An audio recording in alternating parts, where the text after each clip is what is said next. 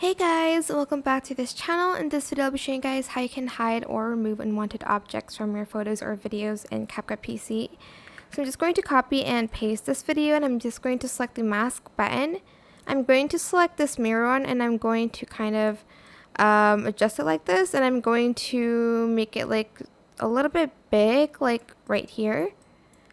Go to basic, and you're just going to move this, and you're going to kind of adjust it to the photo that you have here.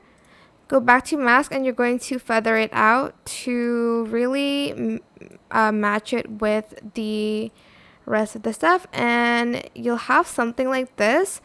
I think I'm gonna move this a little bit, and I'm going to feather it out a little bit more to blend it out. But as you can see, it's a little bit seamless. Right here you can tell a little bit, but as you can see, the object is gone. This is the after, this is the before.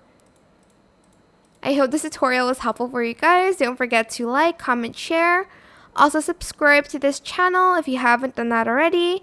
If you have any more questions, just leave it in the comment section down below. I will try my best to answer them all for you guys. If you found this video helpful, please click the thanks button above the description box down below. Thank you so much for watching. Bye!